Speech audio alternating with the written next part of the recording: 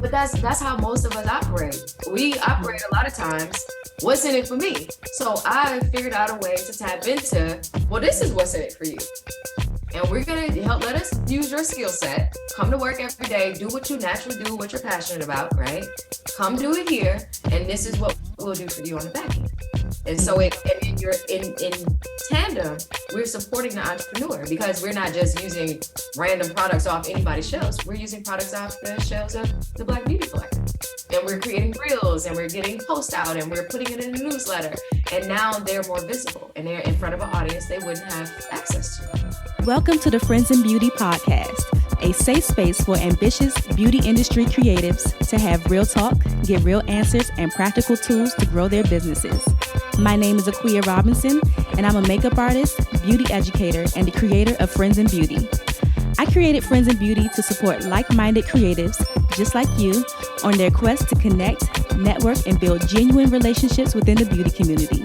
Join me every week as me and my special guests reveal the keys to success and longevity in the beauty industry, and most importantly, have fun while doing it. You ready? Hey, what's up? It's your best friend in beauty, Lydia Robinson. Welcome back to another episode of the Friends in Beauty Podcast. I am so happy to have you here, and I hope you're listening to this episode in high spirits and in good health. If you are a friend in beauty, I welcome you to join the Friends in Beauty Facebook community. If you're looking for a community of like-minded, ambitious friends in beauty to virtually connect with, network, and share resources, then click the link down below in the show description to join us in the Facebook community, and I'll be there to welcome you with open arms. Also, let's get social. Follow Friends in Beauty on all social media platforms at Friends in Beauty. Additionally, the Friends in Beauty podcast is available on several platforms. We're on Apple, Spotify, Stitcher, iHeartRadio, Google, YouTube, you name it, we are there. And whatever platform you are listening from right now, I just want to say thank you so much for tuning into the Friends in Beauty podcast. I appreciate it more than you know. And I would love it even further if you took the time to leave a 5-star rating, a review, a like, a comment, a share, a subscribe, or something to let me know how you feel about the Friends in Beauty podcast. Additionally, Friends in Beauty is now on Patreon. So for as little as $3 a month, you can support the Friends in Beauty podcast. And there are also several tiers available that unlock Patreon exclusive content just for you, like behind the scene content of the Friends in Beauty podcast, bonus interview clips, a monthly Ask Me Anything, discounts, and so much more. So if that's something that you're interested in, I'll leave the link down below in the show description for that as well. Also, if you'd like to stay connected even further, join the Friends in Beauty mailing list tribe. They are the first to know about all things Friends in Beauty, and I send out different resources and tips throughout the week. So if that's something that you're interested in, join us over there. And last but not least, listen up. The most important thing is to share the Friends in Beauty podcast with your other friends in beauty, your family, your friends, anybody that you think could benefit from the information that is being shared. Share away to help me grow the Friends in Beauty community. Now, on this episode of the Friends in Beauty podcast, I welcome Leslie Roberson to the Friends in Beauty guest chair. Leslie is the owner and creative of the Black Beauty Collective and its flagship store out of the historic Hyde Park, Chicago. It will be the first Black-owned beauty store that would carry exclusively Black-owned brands and products. The BBC is on a mission to open up locations in every major city, garnishing support and Black-owned brands in tow. To offer growth alternatives for this critically underserved community for brands within the collective, the BBC is a unique platform in which they receive bespoke sales, marketing, and PR support to scale their businesses. Locations are slated to open first in Chicago, with subsequent locations in Houston, Washington, D.C., and Atlanta. Leslie is passionate about creating opportunities for Black entrepreneurs in the hair and beauty industry. Her goal is to leverage her 15 years of corporate experience and her modeling connections to open doors for other Black businesses. I had such an amazing time talking to Leslie. The way that she is providing a platform and resources for Black-owned brands to succeed in business is truly admirable, and I can't wait for you to hear all about it. In this interview, Leslie shares what inspired her to create the Black Beauty Collective, how her corporate background helps her in her business, all about the upcoming store launch in Chicago in early April, the amazing benefits that brands receive by being a part of the Black Beauty Collective, her thoughts on why Black people spend the most on beauty, plans for expansion, how she balances all of the moving parts of her life and business, and so much more. I absolutely love my conversation with Leslie, and I'm so excited for everything that she has coming up and the impact that this will have on Black-owned beauty brands. Let's go ahead and jump into this chat with Leslie, and if you prefer to watch our beautiful faces, then tune in on YouTube. Enjoy. Welcome to the Friends in Beauty Podcast, Leslie. Yes, it's a pleasure to be here. It is a pleasure to have you. I'm really, really excited about what you have coming up. So I just can't wait to dive in, get all of the tea, and just find out, all of the wonderful things that we have to look forward to from you. I'm super excited. I can't look. Let me tell you something. Ask the questions because I'm ready to share. Yes. Before we jump in, we're going to start off with some icebreakers to get us warmed up, and so the Friends and Beauty audience can get to know you outside of what you're doing for your brand. Yes. So first one, just give us 3 random facts about Leslie. Oh my gosh, 3 random facts. I love to hike. Okay. I'm a mom, even though I don't lead with that. I am a mom and I'm super proud of my kids. They're doing brilliant things. I have a 15-year-old and an 11-year-old. My 15-year-old is heading to Georgetown this summer, which is actually pretty cool.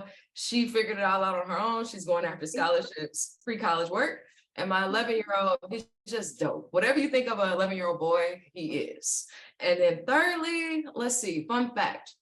Did I say I like to hike? I think I said that. I'm really big on travel, and I don't like to travel and look at touristy things. I like to live amongst the locals and do what the locals do when I travel places. Those are 3 fun facts.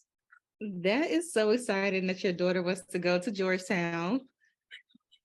I'm excited for her kid. I mean, I wish she's like me if I would have had an immense amount of support at 15. She's brilliant. She did UCLA last summer. She's only a sophomore. So you did UCLA last summer, and she's fixated on going to Georgetown. She just got her acceptance letter probably about 2 weeks ago.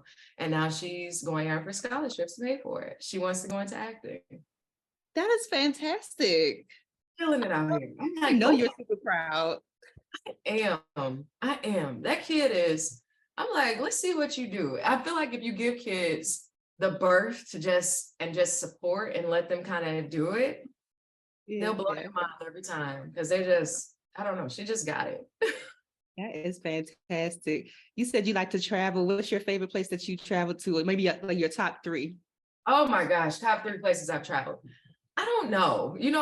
I've been to Egypt. I did go to Egypt. I was in the Army. And that's another fun fact in this space. A lot of people don't know that because they're like, oh my God, you're so pretty. You were where? I was definitely in the Army, served 3 years. While I was there, I spent 45 days in Egypt in the summertime. It was 118 degrees the whole time.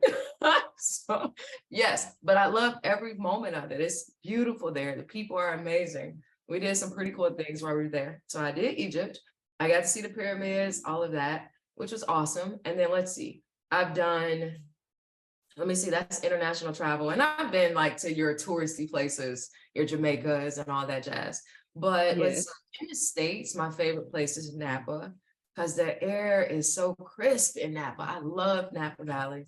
And then I don't know what's the third one. I've been in some pretty cool spaces. I just be out here going places. You know what? This weekend I'm gonna go out to doing stuff. I went to Arizona last summer and I went to a 4-day retreat. I did it by myself. I did yoga and art classes and massages, and I just existed for 4 days, which is actually pretty cool. If you ever have a chance to do something like that, take it, not always go to the heavy on the touristy places. It was in the middle of the desert. It was cool. Do something different. I like that. Okay. So I have these things called pod decks, and they have these random, sometimes crazy, strange questions. One is a what the heck and a would you rather. Which one do you want?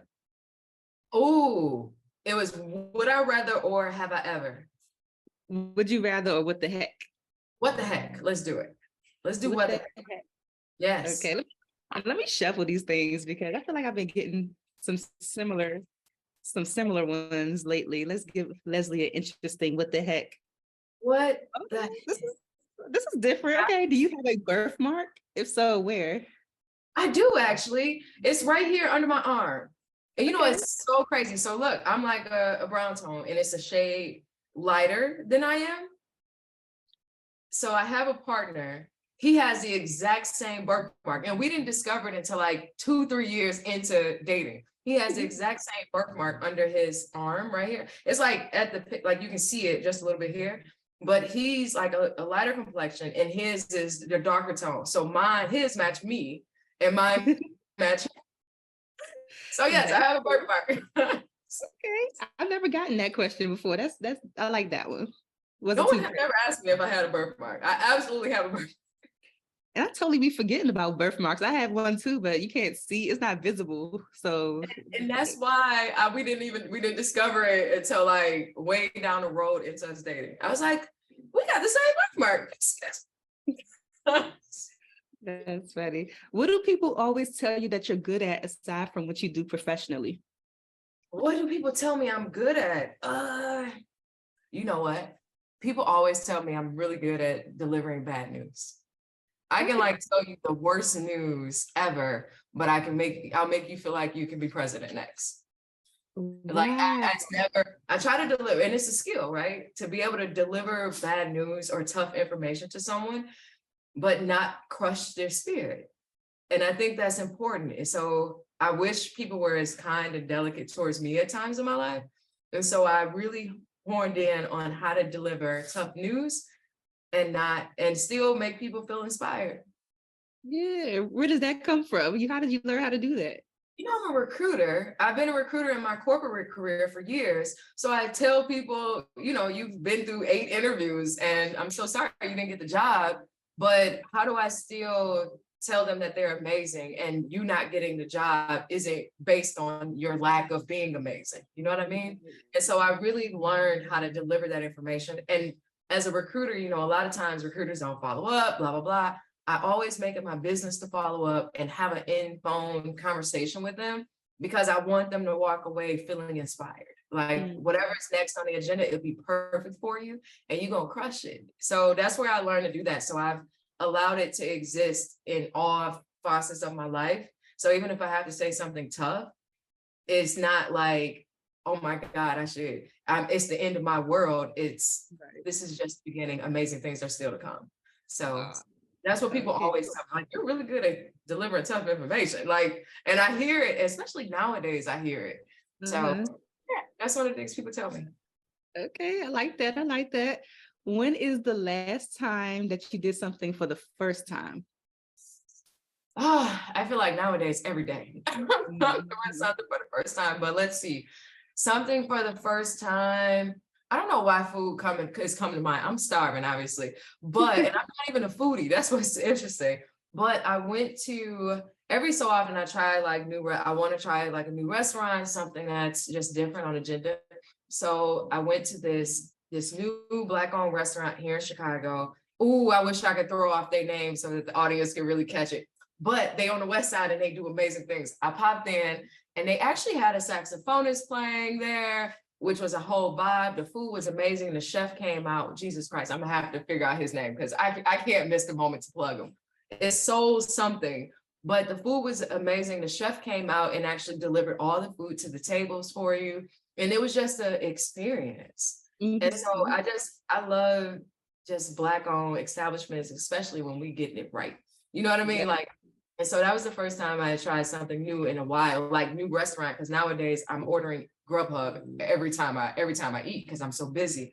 But I actually took a pause and went out and got dressed up. I didn't wear the BBC gear. I actually put clothes on. And so it was actually pretty cool.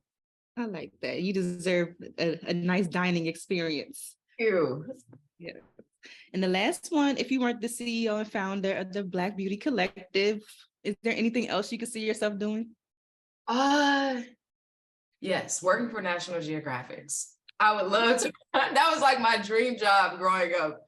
Working for National Geographics and traveling the world, taking pictures. Now, I don't know how to take pictures. That is not something that I have honed in on, But growing up, that was like my dream job because, you get the National Geographics back in the day, it's a hard copy and you see they're in like Africa and they're in Ireland and they're all over the globe going into these amazing spaces, taking pictures of bugs and animals. Right. And I just wanted to be a part of that. That's what I would have done if I wouldn't have been the CEO and founder of Black Beauty Collective. I mean, that sounds fun. And these days, all you got to do is put the camera on automatic. I mean, and just point in a direction. That is true. You got it. You got it. Okay. So where are you from? I grew up in Rockford, Illinois, which is probably an hour and a half from Chicago, 15 minutes from the border of Wisconsin before you cross over. I grew up there. Yeah. I don't know why. I mean, I guess it's been a while since I looked at a map, but I didn't realize how close Wisconsin was to Chicago. I was watching this girl's vlog last night and she's from Wisconsin and she's like, yeah, I be going to Chicago to like hang out and stuff. I'm like, what? Really? What's that? Look, it's an hour and a half drive up to Milwaukee. And so I grew up in Rockford, which is further west, but we're only 15 minutes from the border. Wow. I didn't realize how close it was. So how'd you land in Chicago? Oh my God, the longest route ever. I now live in Chicago proper. I've only lived in Chicago proper for maybe a year and a half, almost years in June. But I was in Rockford. I grew up in Rockford. After I went out for college, I went to University of Illinois, Chicago. So I was here in college briefly, but then I joined the military. And so I was in Texas for the military. I came back to Rockford for a little bit, then I got married and moved to the suburbs of Chicago. So I've lived 45 minutes outside of the city, probably 10 years or so. And life happened, I got a divorce, all that jazz, and I bought a condo here in Chicago. And so that's because I like the fast life.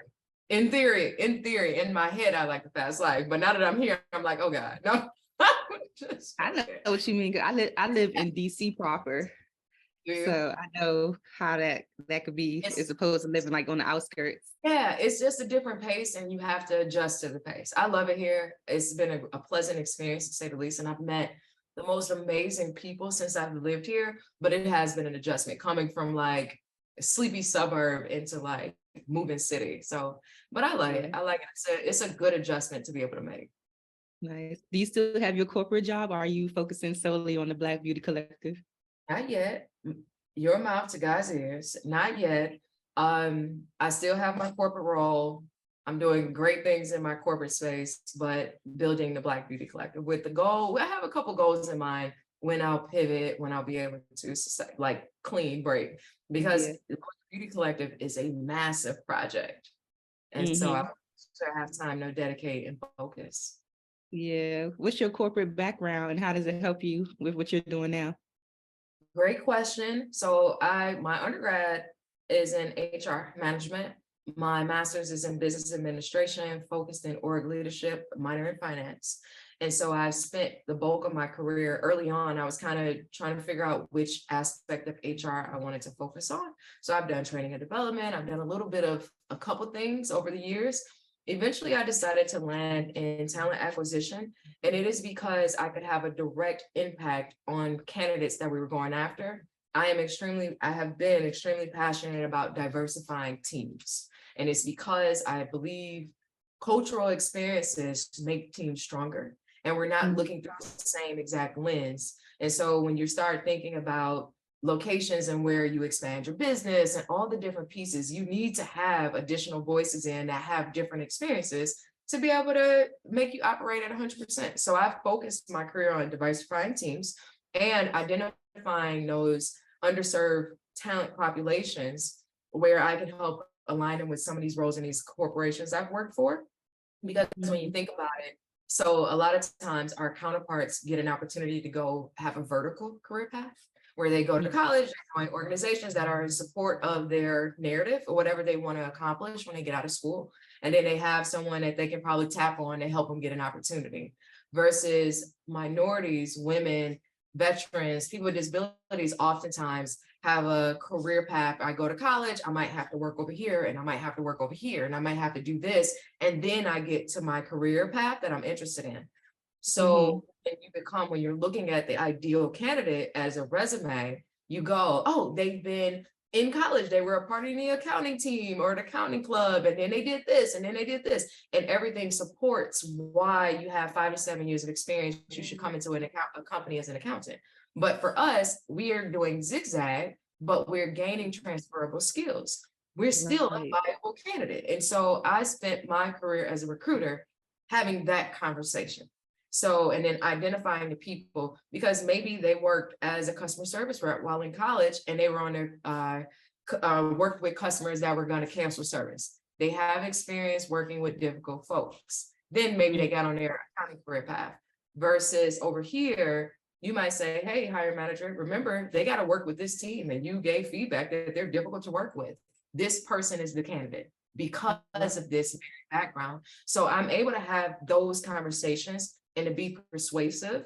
And so in the Black Beauty Collective, the big thing and initiative is to work with brand owners that are 51% Black owned. So we're underrepresented in the hair and beauty space. That's number one. And then I get to take the opportunity to be the voice of advocacy, to say, this is why this brand is viable. Look at their branding, look at their current marketing strategy, even with the limited budget, take a look at them and let's figure out how to connect the dots to get them over here.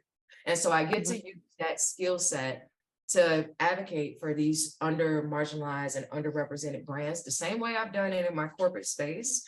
And then also, I know because of my background, right?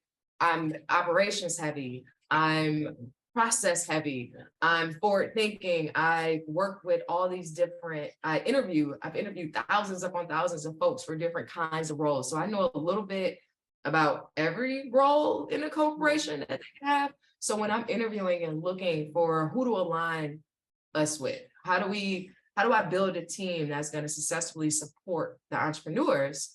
I have a unique skill set because of the kinds of questions that I'm asking, what I'm looking for. How do you look at transferable skills, and how can not only, and the beautiful part about what it is that I'm building from my staffing, the team that'll support the entrepreneurs, is I'm not just asking, are you a good fit to come work here? I'm also asking, is this company a good fit to help you drive your own individual goals?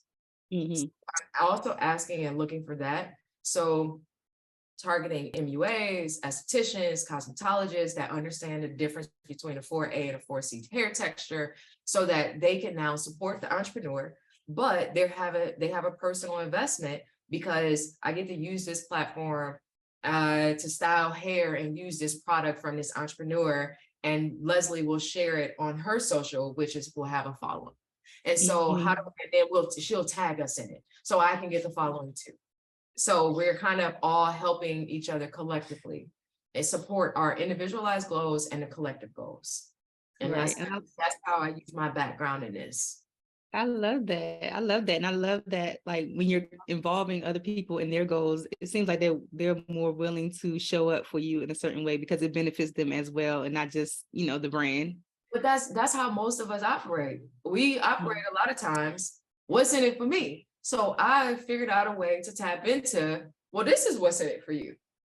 And we're going to let us use your skill set, come to work every day, do what you naturally do, what you're passionate about, right? Come do it here. And this is what we'll do for you on the back end. And so you're in tandem, we're supporting the entrepreneur, because we're not just using random products off anybody's shelves. We're using products off the shelves of the Black Beauty Collective. And we're creating reels, and we're getting posts out, and we're putting it in a newsletter. And now they're more visible, and they're in front of an audience they wouldn't have access to. That's absolutely amazing. So what was your overall inspiration for creating the Black Beauty Collective? Like, where did that idea come from? Like, I wish I was just asleep and woke up and was like, boom, this is what I'm doing. Because that is not the testimony. I had this space, and I figured I would create a hair and beauty store. I knew that I wouldn't go after the traditional model you see in predominantly Black communities. I knew I wouldn't do that model because I'm all about creating experiences for people. And so I went and was doing kind of like market research. I was going into like the Blue Mercuries and the different stores to just fill out how they designed and the customer service, and just kind of fill it out. And I went into one particular store, and I was engaging with the manager, chatting with him, or chatting with the person, and she's telling me about the brands in the store, and they're all vegan and they're clean and blah, blah, blah, blah, blah, right? All women owned, the owners of the company, they source from here and blah, and just giving me the whole rundown, the spiel about the store. And she picks up this box, and you know the box, that the brown box that got the lid on it that you lift up with the two things on the side. She picks it up and she goes, all the entrepreneurs inside of this box are all Black women. And I go, all of them? She's like, all of them. Like, she was serious about it. All of them are Black women. And she was so proud that all of the entrepreneurs in the box. And I go, are any of the other businesses Black women? No, they're all in this box. And so, being facetious, I walk out of the store and I go, the Black Beauty Collective is going to be all Black people. I'm sick of it, right? And so I was joking. I was with my partner and I'm joking and we're laughing about it because the ridiculousness, how ridiculous is it for you to box all of us, right? And we only found 5 Black entrepreneurs and we put them all in this box, right? And so that was like, but as the time went on into the next week or two, I thought to myself, the Black Beauty Collective is going to represent all Black emerging brands because we don't have a large enough of a platform. And I mean, just in this space, you've only been able to identify 3 Black brands that are vegan. And so, which is ridiculous. And so that's how it was born. That's how the idea in the Black Beauty Collective was born. And I literally went back and forth because I'm tried and true corporate. Can I say all Black businesses? Right. Is that proper?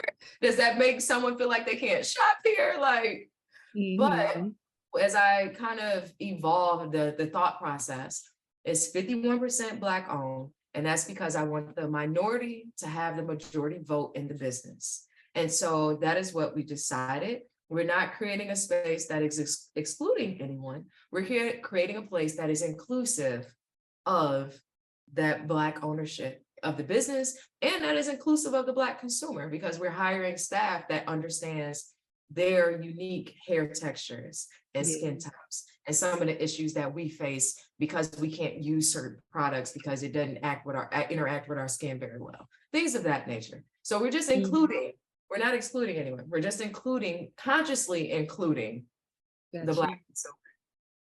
That is so exciting. I know you're launching in April, right? Well, the store opens in April. Yes, April 8th is the big day.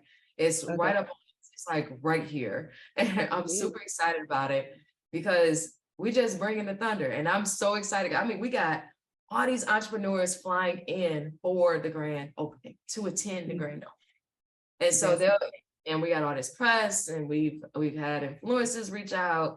We're bringing people in to make sure we're intentional about the kind of media coverage that we're getting. I'm just super excited about this whole endeavor. That is very exciting. How many brands are you launching with?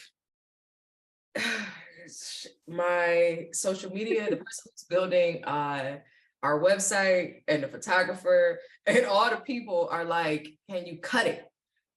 Because it's an outpour of entrepreneurs interested in coming in. And so every day I'm like, well, I can't bring nobody else in, but come on. You know what I mean? Like, because I'm so like passionate about these folks. I think we're at 45 brands. That is 45 brands now. I know, it's insane. Two months ago, what is this? March, so January, I was really in my spirit concerned, like, oh God, what if nobody signs up? What if they don't sign up, right? And so I was really concerned, like maybe I should move the launching date. I was in my spirit, I was concerned.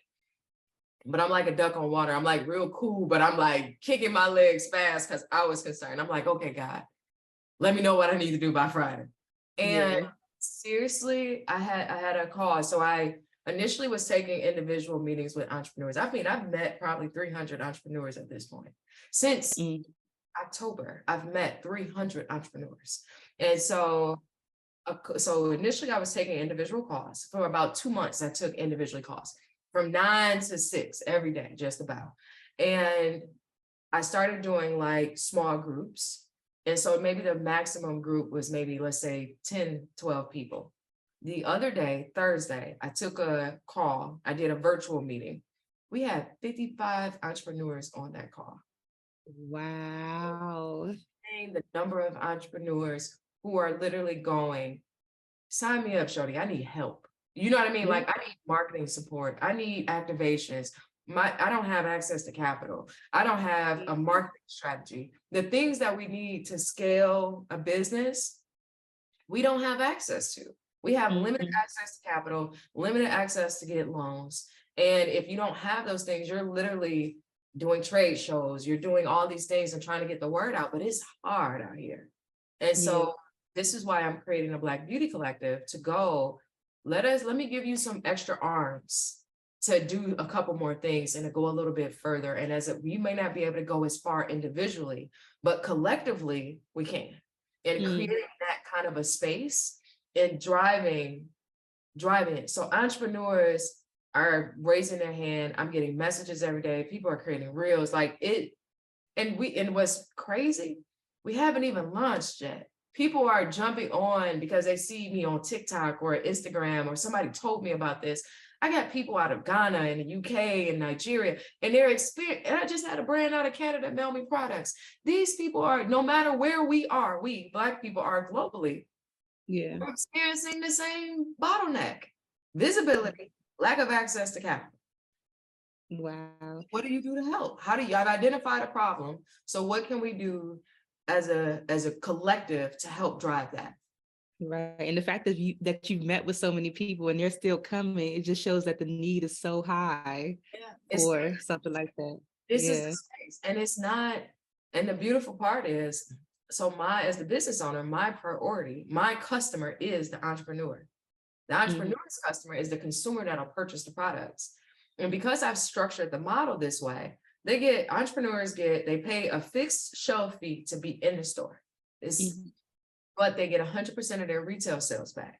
And it's very intentional. Even though the people on my team, from my accountant and my attorney and all these folks, they're like, well, if you're going to be doing all this marketing, you should probably get a percentage of sales. I'm not interested.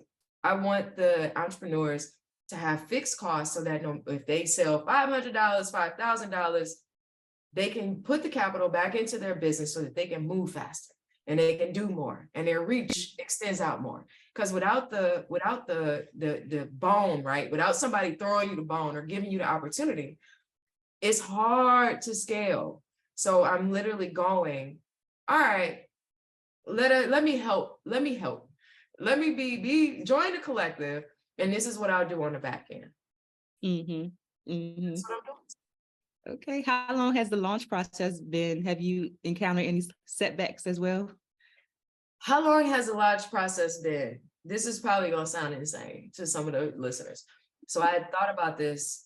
I registered for the LLC on the last day of May. What is that? May 31st of last year. That's when I registered the LLC. I did not actually start thinking about how this was going to be structured until the top of September. I didn't talk to an entrepreneur until the end of October. And so I've been meeting people between October and now.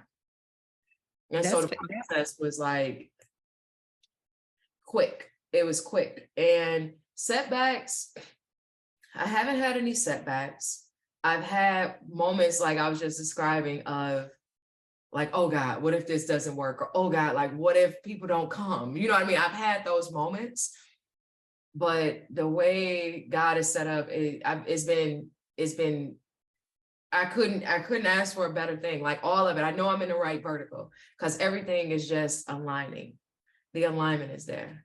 Everything is landing like it's supposed to. And I love when people have ideas and are able to execute on it so quickly, because those things do come up. Like you said, you had those doubts and everything sink in. And if the longer that you sit on the idea, those thoughts become like your reality. So it's like the fact that you were able to have the idea, you registered the LLC, wait a few months before you did something, but still look like it's not even a year. Wasn't doing it. I wish I wasn't doing nothing. I was actually getting the space together. I put the space together before I started the process of meeting entrepreneurs because I wanted to have a photo shoot in the space so that people can see what the space looked like. So I literally took June, July, and August and September to put the space together. So I did the space first. And so it's been empty. Literally, it's shelves. You can see it. It's built out. It's beautiful. I did that first because I wanted to have something to show. Like, this is where your products can be, because you got to be able to visualize. I can put my products on the shelves right there. You got to be able to see it. And so not just me talking about it, but it's here already. And so I wanted to do that. People thought early on that they were stock images. It's actually the store. I had a photographer come in. So that's what I was doing. I wish I was sitting, because I've been moving since last June 1st last year. Good. I have not stopped. So I'm that human, the way I think about things. I'm that person. Was it a difficult task to find the retail space that you wanted and have it built out that way? It was not a difficult task, thankfully. I was able to turn the space over pretty quickly, get it exactly how I want it, get it outfitted how I want it. So the process itself moved fast in terms of the space itself. I haven't had a lot of difficulty. So what it was that was causing me to feel anxious, like, oh God, what if they don't sign up? The end of December, I tell my team, so my PR person, my social, everybody on the team, hey, I need to develop a strategy. In January, I want to go do a tour. I want to tour and go to a bunch of cities and look for entrepreneurs. And they're kind of like, January, when? Like, what? You know, because I'm like one of those people, like, if I say I'm going to do it, then this is happening. Let's figure out how to make it happen. I say, okay, let's do the first one for Chicago, January 7th. Right. So this is like after Christmas. So between Christmas and New Year's, this bright idea pops in my head. I'm going to do this tour. I do Chicago, and maybe 3 to 5 people show up in Chicago. And I'm like, oh God, if Chicago's not showing up, then, oh God, you know, if that makes sense. As I'm here, I'm in Hyde Park, they're not showing up. Then I go to Detroit, and there's 13 people in Detroit. Okay. Yep. And so then I go Houston, there's probably 15 people in Houston. And then I go to DC, and the weather's awful in DC, and no one shows up. One person shows up in DC.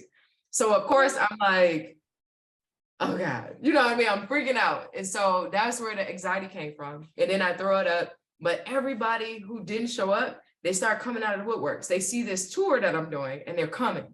Like, Leslie, I missed you in DC. I missed you in Chicago.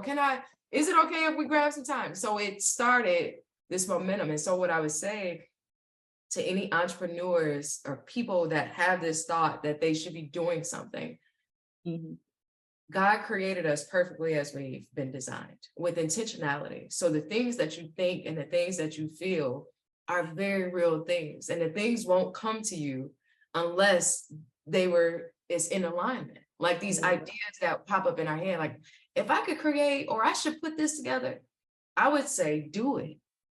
Just do it. Like if you do it, it's in alignment, because no other person is going to think of the same thing the way you think of it. Even if it's the same idea, the way we execute on it is going to be different. We can look at the same painting, 2 people can look at it and come up with 2 different answers. And it's because you've been uniquely designed as you. So that is the reason why it's that way. And so if you have an idea and you're sitting on it, you're not in alignment with your purpose. That is why it came to you. And so act on it. Just do it. I mean, like, what's the worst that really happened? I mean, the worst thing that can happen is you fail, right? The worst thing that comes out of failure is you learn a lot of lessons. So when you do it again, you know where your bottlenecks are, and you know what to do and how to approach it differently. So there really is no failure. And it's because you really win afterwards. I've done other businesses before. I failed miserably. I could tell you all sorts of times where I failed, but I also am this too. You see what I'm saying? And so there is no failure. You really win at the end of the day, because you got to keep going. Absolutely. So came up with this brilliant idea, and everybody's like, oh my God, no one is doing this. I came up with it. You know? And so I wish I had known you when you were in DC. I saw you were actually in DC like on my birthday. I saw it on your website. The It was coldest day of the year. it was freezing that day, and I was so mad because like the next day and then that following week was like 50 degrees and it went up to like 70 something, 80, and I was like, where was this weather That's on like, Saturday? people were like, if you would have came yesterday, it was one of the hottest days of the winter. Today It was it crazy. was cold that day. Yeah.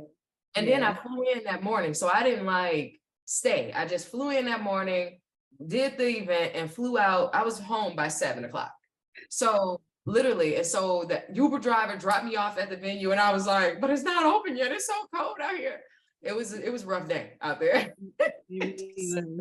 So once you launch in April, like what role will you like play in the Black Beauty Collective once you have it up and running? So a couple things. So for the first, I'm building out my team literally as I speak. So after I open, most all the roles should be filled. I am actually going to be brand advocate, going into meetings, kicking down a lot of doors, having a lot of conversations to align the entrepreneurs. I'll do speaking engagements, but one of my requirements to do any speaking engagements, if I show up or the Black Beauty Collector shows up, there has to be a place for us to set up a marketplace because we're selling products. And there has to be opportunities for me to bring entrepreneurs with me. How many to be determined, but those things have to land correctly for me to show up. So that's number one.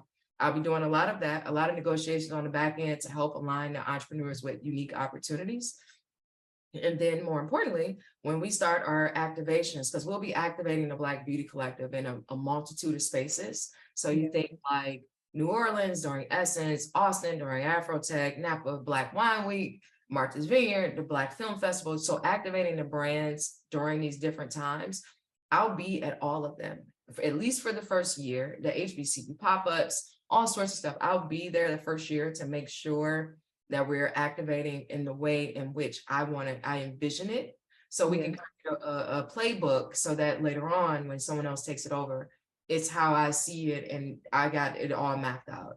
And so I'll be at a lot of these places. I'll invite the entrepreneurs in. So like literally, if you see, especially like this first year, oh, there's Black Beauty Collective is going to be there. Most likely I'll be there too. And so that's what my role is in this, is to really drive, right? To drive the truck. And then, you got everything happening in the back of it. That's super cool. Okay. Have you heard of the Ubiquitous Expo here in DC? Oh, I haven't. It's something called the Ubiquitous Women's Expo, but it's pretty big every year, where they have a lot of mostly Black owned brands that come and vend, and they have seminars and speakers and stuff. You might like that, because the lady who founded it, she brokers a lot of deals for beauty brands like the Lip Bar and what's her name? What is some it? other ones. Yeah, Ubiquitous Expo, and her name is Jermaine with a G. Jermaine Bold's Lethbridge, I want to say. She was on my podcast too, but she's really good. She brokers a lot of deals for like beauty brands and stuff. I love it. We'll have to meet Miss Jermaine at some point, because that's what it's all about, is getting into rooms, making the connections, determining how we can work together, how we can partner. Because at the end of the day, we are going to have to do something about our own problem. And so if we go, well, there's 2.5% brands, a lot of these other brands don't work for our hair, don't work for our skin. So what are we going to do to solve it? So that's what the goal is. Yeah. Do you have like a certain criteria or process that a criteria that you're looking for in the brands that you do accept into the collective? Yes, there's a whole list of them, but the most important one is you got to be hungry, because I'm gonna get out here and I'm gonna make all this noise on your behalf. You can't go, okay, Leslie, I was just joking. You got to be ready to step into that. Like, that's the number one. You got to take your business seriously. Even though there's other requirements, I look at branding, I look at the products. We'll be rolling it out where we'll have, as I was talking about, the estheticians, MUAs trying products, things of that nature, to make sure it does what you say it does, things of that nature. And so product is one of those things that you might love it. It's the best thing since sliced bread. And I'm like, you really work for my hair. That's the unique part about products. But at the same time, the branding has to be there. The marketing has to be there. The customer experience has to be there, because customers should not just buy your product. Okay, I'm buying it, but they should be able to experience your project, experience your brand, Your marketing components that you can control, like your social media, should be there. Those kinds of things. The intentionality, the way you market and brand your business should be there. Those components need to be there. I need to see those components. I need to feel those components. And then most importantly, you need to be hungry. Because if I go and I say, hey, I got you this opportunity, this candle line, they want to buy 500 candles a month from you, what you gonna do?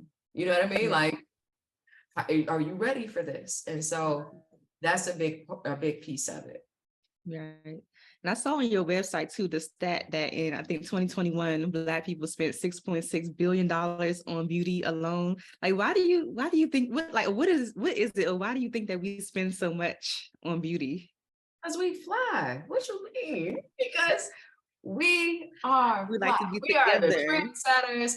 We gonna always show up. There is not an opportunity where we not gonna show out. If you give us a platform, we gonna come through, no matter what socioeconomic space you come from, no matter what you're doing, no matter how you get down. When you got to go out, you're gonna show up because that's who we are. We are a brilliant, bright group of folks. It just is what it is. And then, you know what my favorite part of it is? We gonna celebrate each other when we get there. Okay, I see you. That's what we gonna do. Okay, hair. I see you. I was walking out the door the other day, and I had on all white, and I had a white coat on, and my hair was all curled, and I had this red lip, very similar to how I'm looking right now. I was walking to the car, and the wind was blowing, so it gave me the Beyonce, right? Hair blowing, and this black Range Rover was passing because I was on the way to the car. They were passing, tinted out, heavy on the tint. So they stopped and they pulled back. So of course you already know what I'm thinking, like, who is this? You know, you some man that's passing and he catch her. She rolled the window down. It's a woman. Okay, sis, I see you. Yes. And that's how we get down. That is why we are the #1 consumers in the hair beauty space. Because that's who we are. We are them. They are us. That's how we do. And we're the trendsetters. We set the trend. That's why it's interesting to me that we're not represented more, and that going to places, the customer service isn't there, and it's not a shopping experience created with you in mind. That's what's probably the most baffling to me, because we spend so much. And not only that, when you get a Black influencer or a Black person who has a platform or a voice, they do something, everybody else is going to follow. So we're the people that you probably should cater to a little bit more, or create things with Black people in mind, because we are that, right? And so a lot of the trends that are trending now, the big old hoop earrings, certain hairstyles, certain looks, it's the ghetto Black girl. That's my sister. That's, you know what I mean? That is us. And so you should have more spaces that we ain't gotta be put on a pedestal, but we should be thought of and included when you're hiring people that's gonna assist us, so they can answer questions for us. So that's the thing. So that's why we spend, because we are that. Yeah, we are that. And it seems like a lot of cultures have always known that we are that, and have continued to capitalize off of us. And like even the brands that you know are clearly targeted towards people of color, and then you find out that it's not owned by a person of color, it started to blow my mind. Like as I got older and I started to realize, I'm like, wow, like this is a whole Asian brand, like a whole Caucasian brand. A lot of times they're non-Black owned. And the thing is, here's my thing. It would be nice if they were Black owned, right? That's one vertical. But even if it's not going to be Black owned, right? The intentionality has to be there in terms of how you're creating products. Are you listening to the people that are going to consume this product? Are you testing on their hair to make sure it works? Because there's a couple articles out there that talk about the #1 type of hair that is tested on when they create products is actually Asian hair, because it's Black. And so their hair doesn't curl into a 4A, B, C texture like ours do generally. And so it's things like that where you're like, well, even if you're not Black owned, are you ensuring that we can actually use these products? And so, and is it going to be safe for our skin? Because there's certain products that melanated skin just can't take because it's harmful. It causes breakouts. It causes asthma flare-ups. It causes all sorts of issues health-wise. So Yeah. are you using the proper demographic to understand what's going to work for them? So it's not even, it's one one thing not to be Black owned, but the intentionality to ensure that you're producing things that are safe for this group that you're going to target. Yeah. It should be there. That intentionality should just exist. That's the part that's probably baffling to me, that people create products for Black folks and it's harmful for us. Right. Like, Yeah. what's that make? So I don't know. That's kind of how I feel about the industry. You cannot be, but just because if I create a product, right, and it's maybe I target a different demographic, it's okay that I created it and I'm not white or Asian or whatever, but I should have their best interest in mind, right? Right. So, You should. You should. For those brands that do want to become a part of the collective, I guess, are you like still taking applications with all these people? but I'm gonna be like, oh God. So yes, we're still taking applications. Our second store is on the way. After the grand opening in April, we'll be planning a second store, which will be in Houston, and should be scheduled for Q3 timeframe. And so we will be, and the square footage on it is double the size. So the brands that are a part of the first collective, they have first right of refusal into the second collective, and then we'll have space for additional brands to join. So the way it'll look is, and you'll have to follow my page and on social and website to be able to get announcements on this. We'll actually open up the application process, probably June, July timeframe, to start prepping for the second store. And so you have to make sure you follow so you know when the next brand chat is. So I usually pop in and talk about it and all that jazz. So you get a chance to meet me too. So, and then my brand partnership manager, she will be there as well. She'll be facilitating and getting everybody into the next meeting. So yes, we will still be taking brand applications, but it'll be at a later date. That is fantastic. I am so excited for you. Yeah. I'm so excited for you. Can you tell us again, so when people become a part of the collective, like what are the perks? Like what are the benefits or the deliverables, I guess, that they receive from being a part of the collective? It's so many, it's just ridiculous. And I shouldn't say it, but it is. So number one, the motto is you rent show space. That is actually, even though that's like the perk, if you're online and you're going, Leslie, I need to scale into retail, you get shelf space. But if you're in the store, you're automatically online at no additional cost. If you're on my online platform, and this is largely for, there's entrepreneurs that are at different phases of their journey. So I have a product photographer. She actually captures all of the pictures of products. I let the entrepreneurs have access to those images, professional product images at no additional cost, because I'm going to put them on my website. You can put them on yours too and use them for your social media, because I want your brand to be represented a certain way. So that's at no additional cost. Those are some of like the baseline benefits. We're going to be going after a lot of partnerships to gain additional resources for the entrepreneurs that are a part of the collective. Regardless of where you are, if in the store or online, you will be included in my pitch to these corporations when I start going after resources. So we're going to have like 100 plus entrepreneurs. We're going to be super sexy to partner with, because I'm Black owned, women owned, I'm a veteran, I'm under the umbrella, and then I have all these amazing Black businesses underneath the umbrella. So we become super sexy to partner with. You're included in whatever resources we can gain access to. So that's just standard benefits. But if you have what we consider a marketing package, so level one is just, Leslie, I need show space. I want to join. How can I be a part of this? The second tier is marketing. We have a weekly newsletter that'll go out. So if you're listening, follow so you can get that weekly newsletter, and it'll have all the gems that's happening under the Black Beauty Collective. It'll talk about the different brands that are there. It'll be videos on how to use certain products, things of that nature is built into this weekly newsletter. We do targeted emails. We have social media plugs. We'll do shout outs and feature a lot of the brands that are a part of the collective. Because ultimately the goal is for me to get out here and market so people follow the BBC. And once we have the BBC following, you now have access to this audience, and we're plugging you every opportunity we get. We have influencers that we'll be working with. We'll get samples of your products into the hands of influencers so that they can review them. So these are things that are just standardized because you're Either you have a marketing package, we become an extra arm of your marketing. We do not do your marketing for you. We become an extension of it to help you amplify your marketing strategy. And so those are some of the standard benefits. I'll have a podcast YouTube channel, and it'll feature entrepreneurs from the collective. That is the space, because it's to give them a platform to be able to get their voice activated so they can tell their story, their why. I've met some of the most amazing entrepreneurs. We both on the calls crying, they talking about their journey. And so I've met some of the most amazing folks, and I want to give them a platform to tell their story.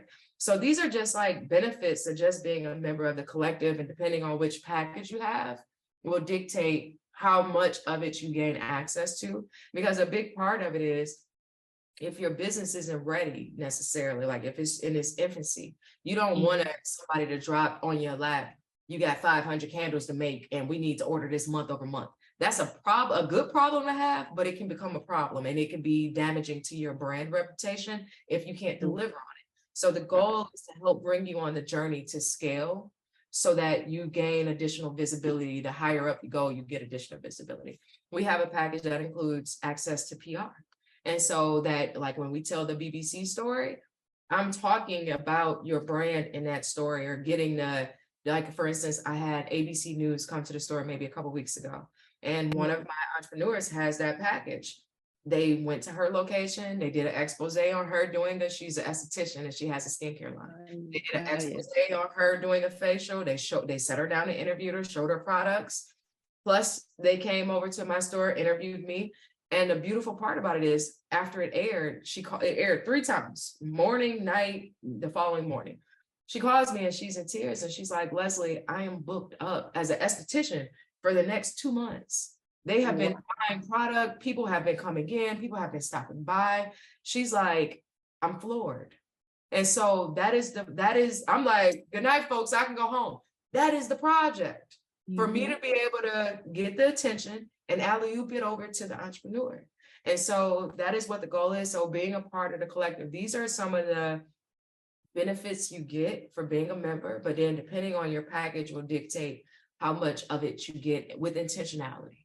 And so that's what we're doing. So it just kind of depends. This is going to be so transformative for so many people, because like you said earlier, those are the things that we don't necessarily have access to, or like, not that we don't have access sometimes, like we don't know how to go about getting PR sometimes, or, marketing. And it's hard. I mean, PR is expensive.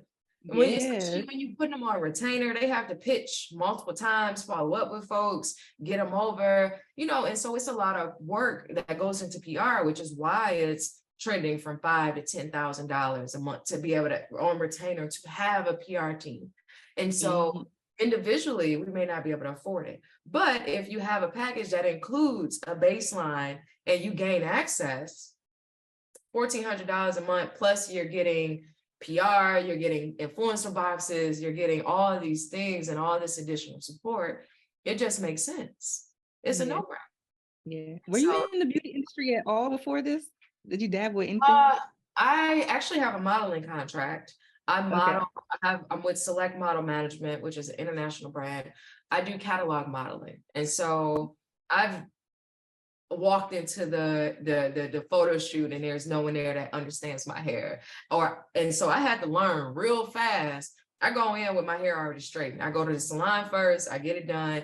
All you got to do is decide if you want the part in the center or on the left. Don't do nothing else. I put clip-ins in. If they need long hair, I come in photo shoot ready, because I don't play about my hair, number one.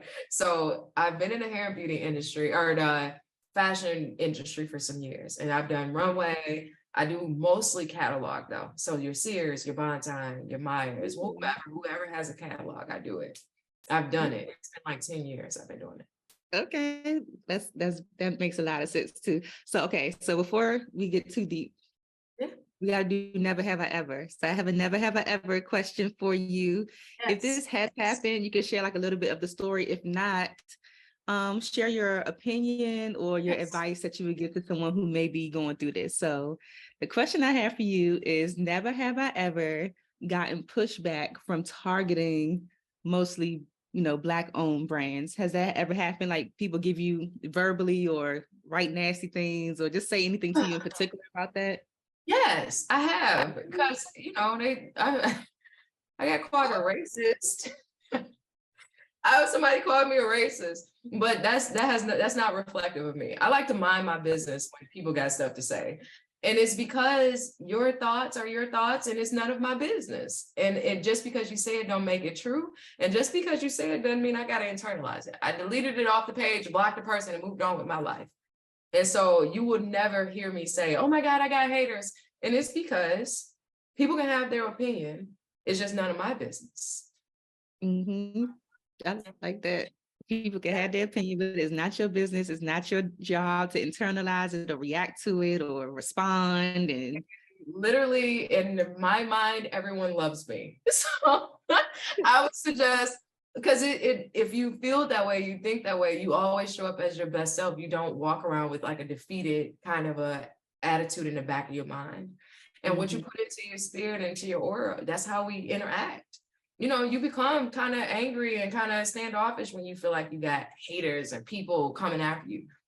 I don't internalize what other people have to say because it's not my business. Now, you want to give me some constructive feedback, Leslie, maybe you could have, but that's a different thing than feeling like people just have, So yeah, I've had a couple of people jump in about the BBC. Well, go ahead, girl. What are the other question? That is so crazy. Do you have any favorite Black-owned beauty brands that you use? Yes, let me tell y'all, this is my new favorite. It's called Grown. Ooh. She is an amazing, it's so cute. I mean, she murdered it on the packaging. It's so cute if you can see it. What is it? Our pimple patches works, and it comes with in groups of 4. They're pimple patches. So if you get like a little, during your cycle time, sometimes I've been using them lately. Yep, you get something that surfaces whitehead. It's wonderful. It'll knock it out. You go to her page. It's GRWN. The owner of it she's dope. She's doing it out here in these streets. Go check out her page. You'll check her out on Instagram, and you can see like before and after. She's like at the top of my list. Flore is at the top of my list. Kathy's Cream, she makes a shea butter. She's at the top of my list. She's a Chicago brand. I love her. Flore is out of California. I mean, if anybody's listening to this that's part of the collective, I wish I could say all your names because I have met some of the most amazing entrepreneurs and their products will blow you away. And I hate, and I'm like, how come we don't know about this? Oh my God, Marla Renee, amazing, killing it. Tori Prince, out here getting it. Y'all follow all these people and go buy products and try them. Create a reel and tell me what you think. Tag me, the Leslie Roberson, because these brands are so dope. And I mean, I'm floored that all of us just don't know about it, and that we don't all have it in stock in our cabinet. So yeah, so these are some of my favorites to just throw out. So yes, I have favorites. I love that. And how are you balancing it all, Leslie? Like, if there is a such thing as balance, I don't have any children, but anytime that I meet people that have children and brands, and sometimes they got husbands and all this other stuff, like, how are you doing? Like, and you still look so refreshed and beautiful. You don't look tired. You know what? I show up in all the spaces as myself. I'm unapologetic about it. Sometimes I'm tired, sometimes I'm not. And the beautiful part about this particular project is I'm doing something that I love, so it don't feel as like daunting and it's not work. I get to show up. I mean, it's interesting. I talk to entrepreneurs all day. I talk literally all of them, all the ones that are part of Collective now all have my cell phone number. Some of them call me, they're like, Leslie, I'm gonna send you this. What do you think? They have access. And so I spend a lot of time with the people that are part of the brands. I run around with my daughter, dropping folks off, picking people up. I got a partner, just existing in this space and just showing up as myself. And however I feel, and it's okay. And the people around me love me.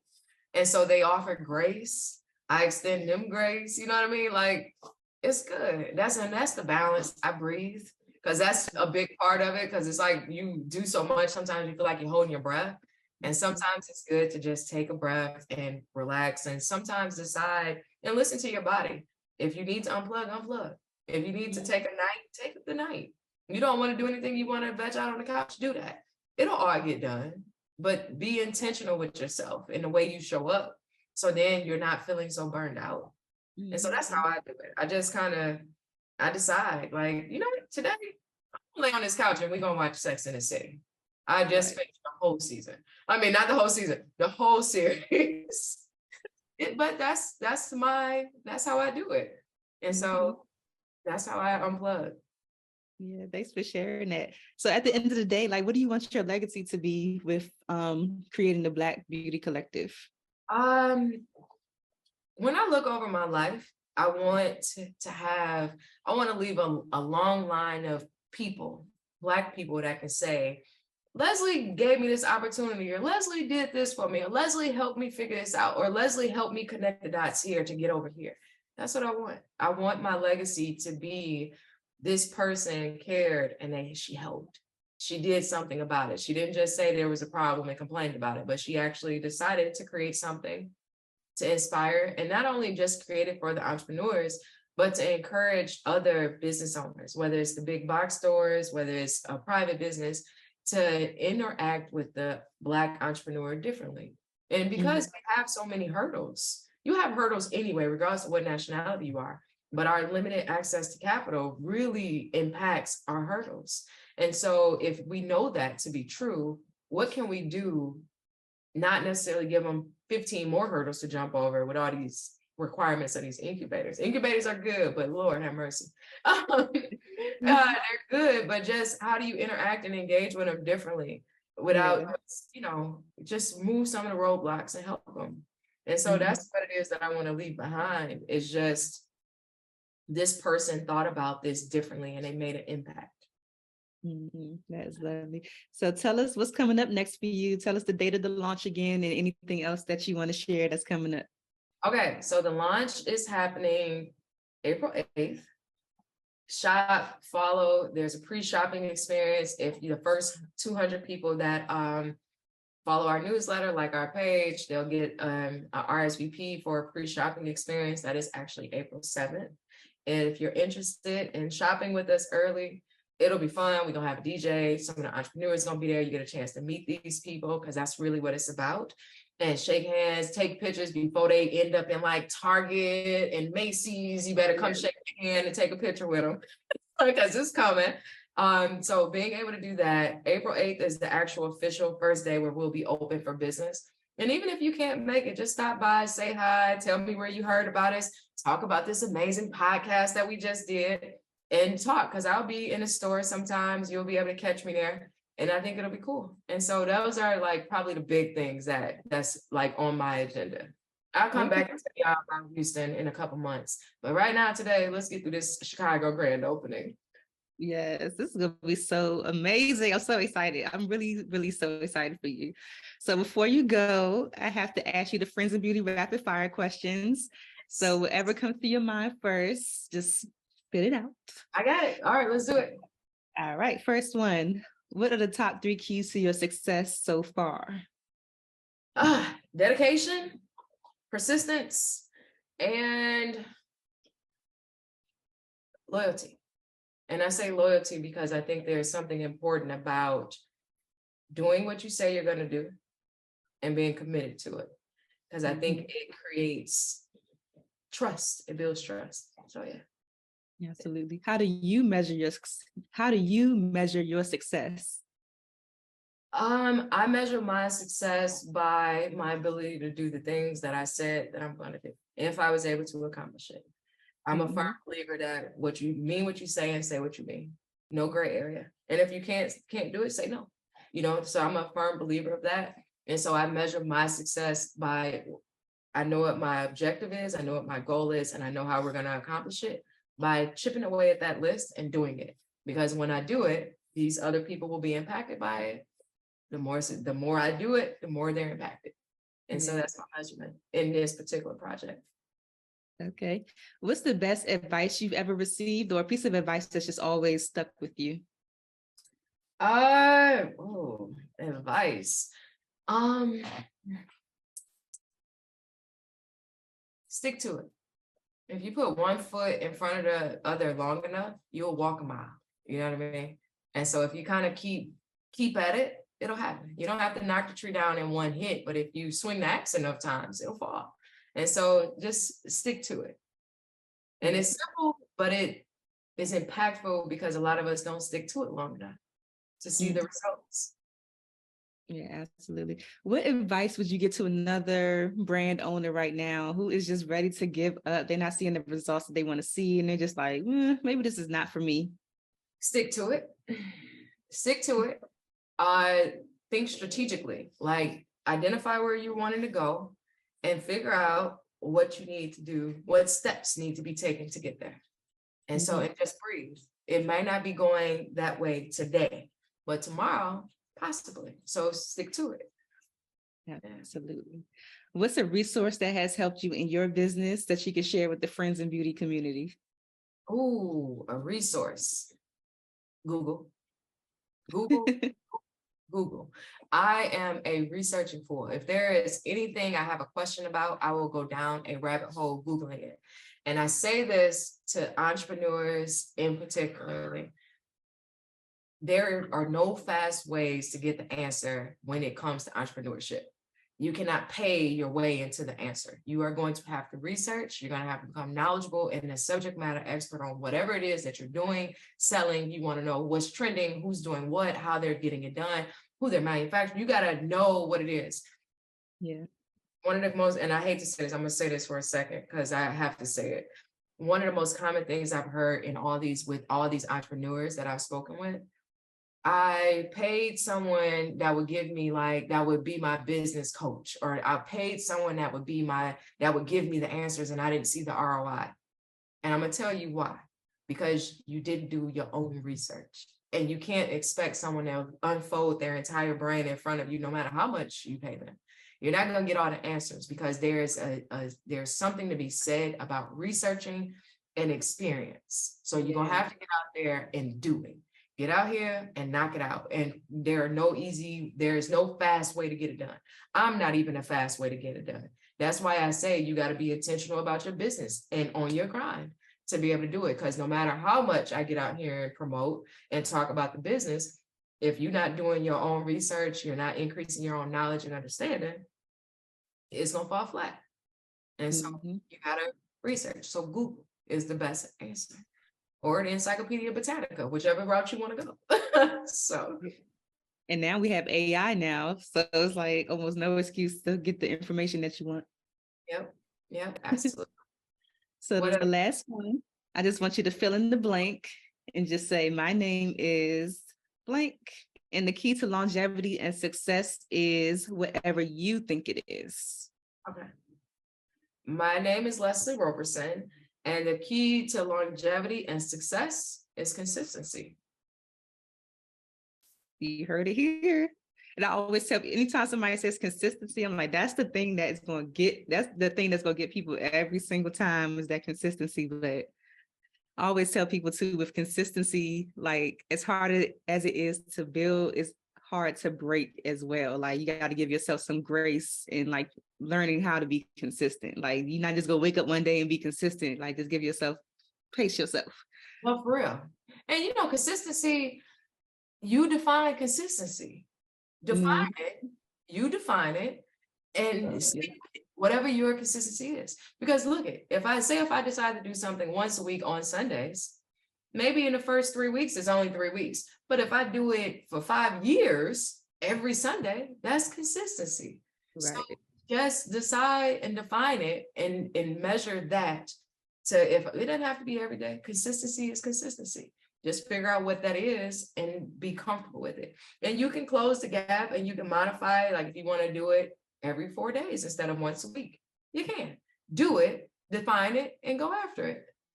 And hold yourself accountable. I didn't do it last week. I'm going to do it this week and get back to it. Absolutely. I love that advice. Before you go, please share your social media information or however you would like people to connect with you and the Black Beauty Collective. So Black Beauty Collective Instagram handle is Black, spelled BLK, Beauty Collective. And then same for Facebook. How else they supposed to connect? And TikTok, The Leslie Roberson. And you can follow my personal page, which is The Leslie Roberson on Instagram. Okay. All right. Well, thank you so much, Leslie, for this amazing conversation. I'm really excited to see all of the things that you do with the Black Beauty Collective, all the locations. I can't wait for you to come to DC because I'm here. So Yes, I'll be here. Yes. I Thank love you it. so much. Thank you for having me. Thanks for listening to the Friends in Beauty podcast. Don't forget, sharing is caring. Share this episode with at least one friend in beauty, and subscribe, rate, and review on Apple Podcasts so that other friends in beauty can find this show. Plus, we'd love to hear your feedback. Connect with us on all social media platforms at Friends in Beauty, hashtag Friends in Beauty to join the conversation, and join our Friends in Beauty Facebook community to stay connected. Talk to you soon.